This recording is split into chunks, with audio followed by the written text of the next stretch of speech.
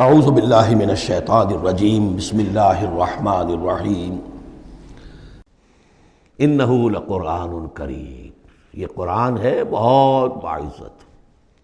تم نے کتنی قدر کی ہے اس قرآن کی، سوچو کیا قدر و قیمت اس کی سمجھیے۔ اس پہ ایک زندگی نہیں، اللہ ہزاروں زندگیاں دے اور وہ زندگیاں انسان لگا دے اس قرآن پر، تب بھی اس کی قیمت ادا نہیں ہوگی۔ انہو لقرآن کریم، اور یہ جو اصل قرآن ہے کہاں ہے؟ فی کتاب مکنون، یہ تو چھپی ہوئی کتاب ہے، ہم پڑھ چکے ہیں۔ انہو فی ام الکتاب لدینا لعلی حکیم، یہ تو ام الکتاب کے اندر ہے جو ہمارے پاس ہے، وہ ام الکتاب جس کے بارے میں پھر سورہ بروج میں آپ دیکھیں گے بل ہوا قرآن مجید فی لوح محفوظ، وہ لوح محفوظ میں ہے۔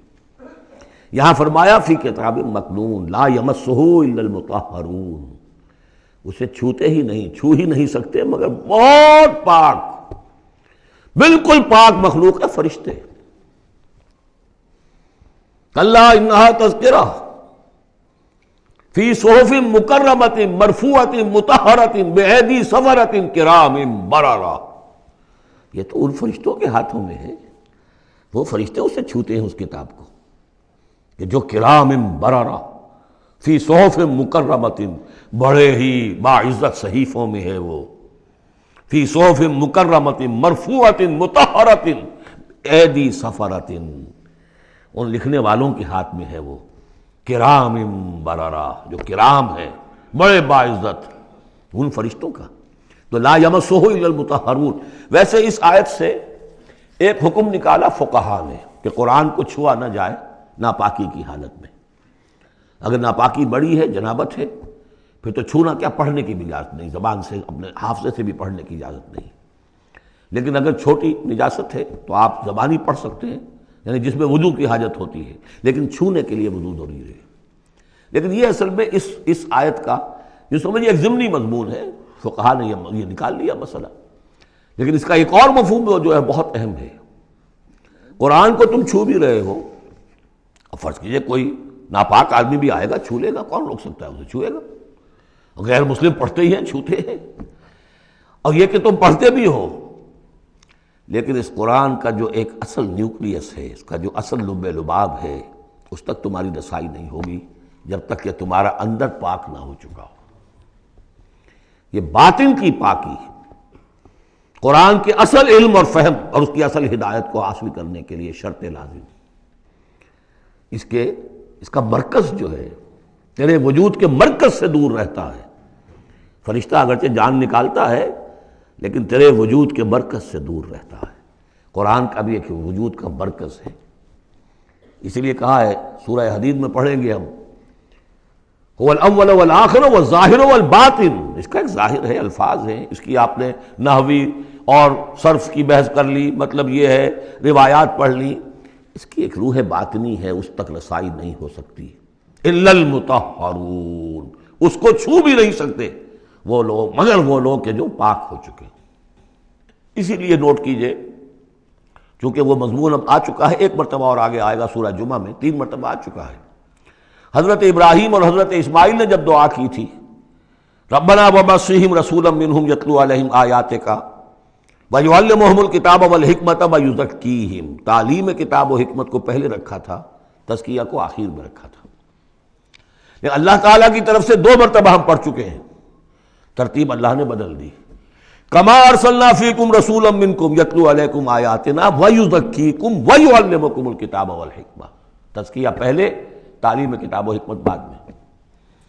پھر سورہ آل عمران میں آیا لقد من اللہ علی المؤمنین اذ بعث فیہم رسولا من انفسہم یتلو علیہم آیاتہ ویزکیہم ویعلمہم الکتاب والحکمہ۔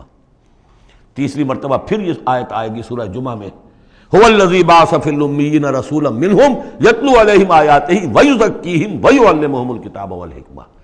پہلے پاک کرو اندر سے، پھر اس کتاب کو سمجھو گے، ورنہ ہو سکتا ہے تفسیر لکھ دو لیکن تمہارا باطن اس سے جگمگائے گا نہیں، تمہاری اپنے اندر اس کا نور نہیں آئے گا۔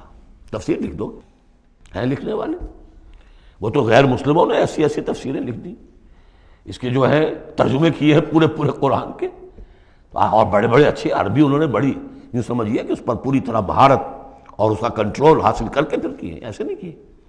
لیکن یہ کہ قرآن کی روح، اس کے لیے تزکیہ باطن ضروری ہے، پہلے تزکیہ۔ اسی لیے وہ آیتیں بھی ذہن میں لے آئیے سورہ یونس کی، یا ایھا الناس قد جاءتکم موعظۃ من ربکم وشفاء لما فی الصدور وہدی ورحمۃ للمؤمنین۔ پہلے یہ سینے کے اندر جو روگ ہیں، تکبر ہے، حب مال ہے، حب جاہ ہے، شہرت کی طلب ہے، اختیار اور اقتدار کی طلب ہے، یہ اگر اندر ہے، یہ خباثتیں بھری ہوئی ہیں، تو اس قرآن کا جو اصل فہم ہے وہ تم پر کبھی منکشف نہیں ہوگا۔ ڈکشنریوں سے دیکھ لو، پڑھ لو، اندر پاک کرو۔ فرمایا فلا اقسم بمواقع النجوم وانه لقسم لو تعلمون عظیم انه لقرآن کریم فی کتاب مکنون لا یمسہ الا المطہرون تنزیل من رب العالمین۔ اس کا اتارا جانا ہے رب العالمین کی جانب سے۔ افبہذا الحدیث انتم مدہنون، اس کتاب، اس چیز کے بارے میں تم مداہنت کر رہے ہو، کسل سے کام لے رہے ہو، اس کو سیکھنے کے لیے تیار نہیں، اس کو اپنے ذہن پر، قلب پر براہ راست اتارنے کے لیے عربی سیکھنے کو تیار نہیں۔ یہ تمہارا مداہنت کا معاملہ، سستی کا معاملہ، کسل کا معاملہ، اس قرآن کے بارے میں، اتنی عظیم نعمت کے بارے میں۔ افبہذا الحدیث انتم مدہنون وتجعلون رزقکم انکم تکذبون۔ تم نے اپنا نصیب یہ ٹھہرا لیا ہے کہ تم اس کو جھٹلا رہے ہو۔ جھٹلانا ایک تو تھا مشرکین عرب کا جو کہتے تھے یہ قرآن نہیں ہے، یہ اللہ کی کتاب نہیں ہے، یہ محمد نے خود لکھ لی ہے۔ ایک جھٹلانا وہ ہے جو عمل سے ہم جھٹلا رہے ہیں، جس کی مثال سورہ جمعہ میں آئے گی، مثل الذین حملوا التوراۃ ثم لم يحملوها كمثل الحمار يحمل اسفارا۔ مثال ان کی کہ جو حامل تورات بنائے گئے تھے، پھر انہوں نے اس کی ذمہ داریوں کو ادا نہ کیا، ان گدھوں کی سی ہے جن پر کتابوں کا بوجھ لدا ہو۔ جو اللہ کی کتاب کا حق ادا نہیں کرتے، پھر ان کی مثال ان گدھوں کی ہے۔ آپ مکالمات فلاطوں کی جلدیں اور انسائکلوپیڈیا برٹانیکا جو ہے پورا کا پورا لا کر کسی گدھے کے اوپر لاد دیجئے تو اس سے اسے کوئی فائدہ ہوگا؟ یحمل اسفارا کمثل الحمار یحمل اسفارا بئس مثل القوم الذین کذبوا بآیات اللہ۔ بری ہے مثال اس قوم کی جس نے اللہ کی آیات کو جھٹلایا ہے۔ حالانکہ یہودیوں نے تورات کو کہ انکار تو کبھی نہیں کیا، ابھی تک سینے سے لگائے ہوئے ہیں جیسی بھی کچھ ہے ان کے پاس۔ تو عملی تکذیب یہ ہے، ما آمن بالقرآن من استحل محارمہ، جس نے قرآن کی حرام کردہ کسی شے کو اپنے لیے حلال ٹھہرا لیا، اس کا قرآن پر کوئی ایمان نہیں۔ یہ تکذیب ہے حال سے، عمل سے، وہ تکذیب ہے قول سے۔ ہم قول سے تکذیب نہیں کر رہے، ہم کہتے ہیں اللہ کی کتاب ہے یہ۔ ہمارا عمل دیکھیں، کیا اس قرآن کو تم نے پڑھا، سمجھا، اس کے لیے زندگی کا کوئی وقت صرف کیا؟ معمولی کیریئرز کے لیے 20 25 سال کی تعلیمیں ہیں جو آج کل انسان حاصل کر رہے ہیں۔ یہاں سے MBBS کیا ہے، پھر کوئی FSMG کا امتحان دیا ہے، پھر امریکہ میں گئے، پھر امتحان دیا ہے، پھر وہاں، اور پھر وہاں پر ریزیڈنسی ہو رہی ہے، اور پھر نہ معلوم اس کے بعد ہے، پھر وہاں سے جو ہے ڈپلومیٹ بننے کے لیے، اور جو وہاں پہ بنے ہوئے بورڈز، ان سے آدمی کی عمر ہو جاتی 35 برس 40 برس لگے ہوئے۔ اس لیے اس دنیا میں اچھی ذرا معاش اچھی ہو جائے گی، پیسے اچھے ہوں گے، اپنا سٹینڈرڈ آف لیونگ اونچا ہو جائے، اور کیا ہوگا؟ تو تم نے اس کتاب کے ساتھ تمہارا سلوک کیا ہے، یہ تکذیب حالی ہے۔ وَتَجْعَلُونَ رِزْقَكُمْ أَنَّكُمْ تُكَذِّبُونَ۔ وہاں مثبت انداز آیا تھا، الرحمن علم القرآن خلق الانسان علمہ البیان۔ اس میں مضمر کیا بات تھی؟ اپنی ساری صلاحیت، ذہانت ہے تو صرف کرو اسے سمجھنے پر، اور اگر اللہ تعالیٰ نے کوئی طلاقت لسانی دی ہے تو صرف کرو اسے بیان کرنے پر۔ یہ اس کا مصرف ہے، اور یہاں جو یہ نہیں کرتے ان کے اوپر یہ گرفت ہے۔ افبہذا الحدیث انتم مدہنون وتجعلون رزقکم انکم تکذبون۔